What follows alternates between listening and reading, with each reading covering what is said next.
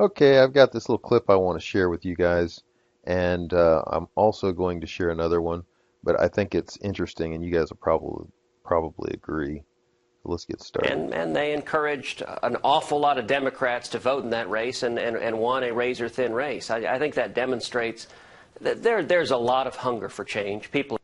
So, they're talking about this guy that just about beat the guy that's been there for a long time.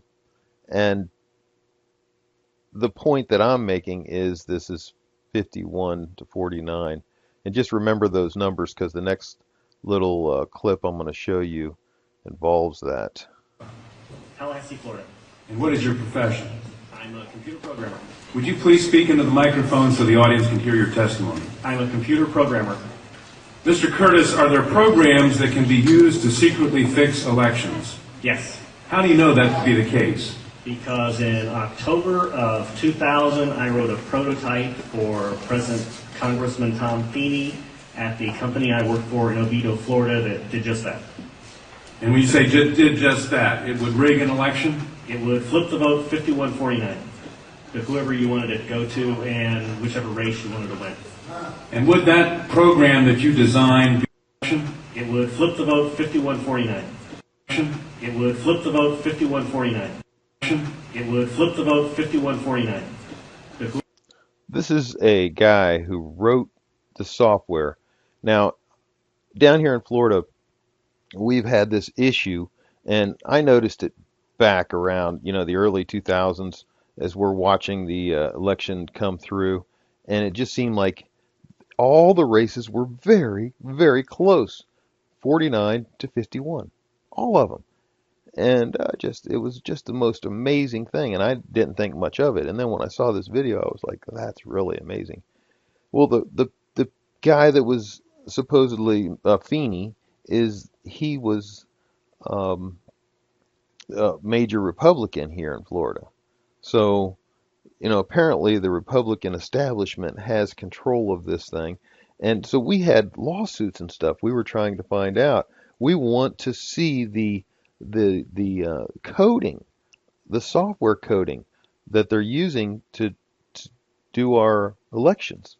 Well, the company that owns the coding refuses to give it up, saying that it's part of their trade secrets. We wouldn't be allowed to see it.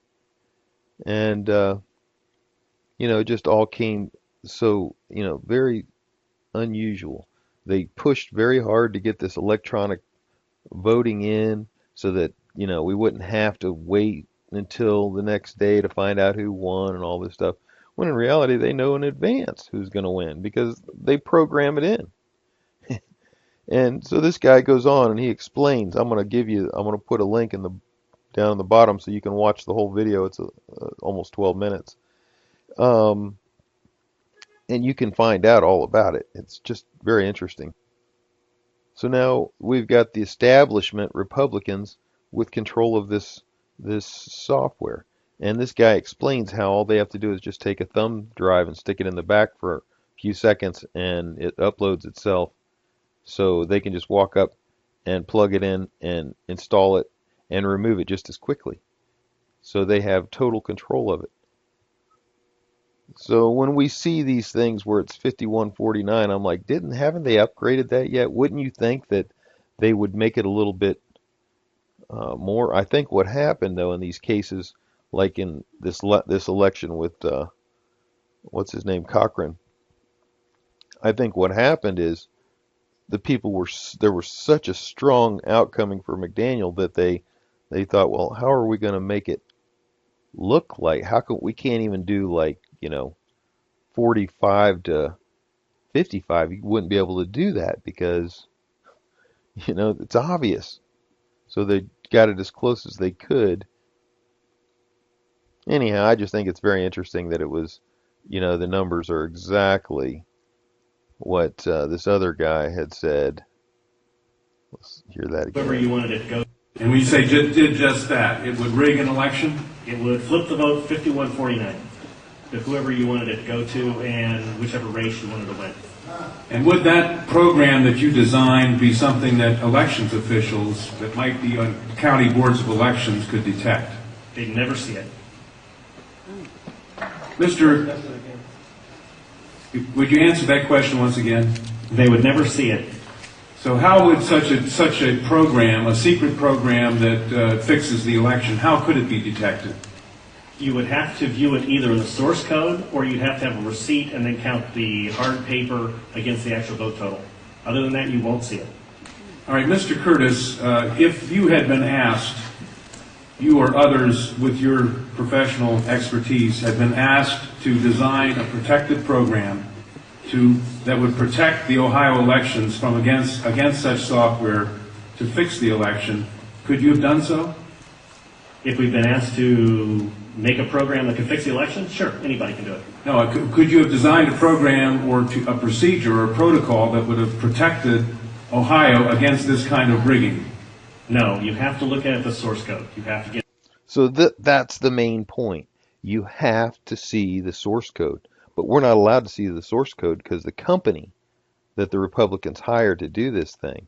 Now, I've always been a conservative and I've always supported the Republicans as opposed to the Democrats because they definitely agree with me on so many more points. But having unfair or even, fake elections, cheating, that's not the conservative way. This is not what conservatives do.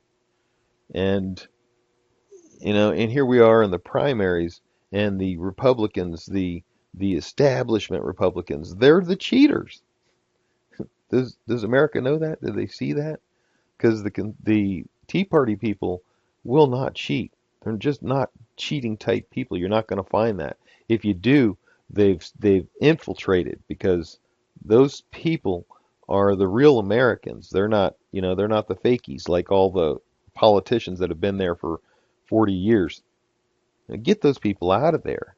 And all of their staff. There should, when we replace a congressman or a senator, they should take all their staff with them out of here and bring in fresh, new.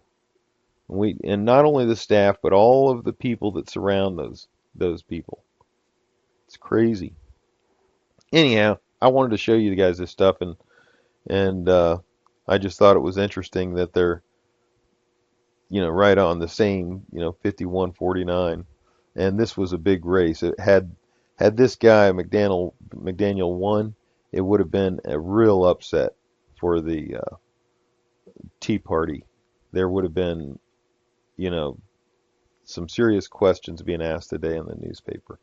So this was one of those things, and the media is in on it, they support these guys for the most part.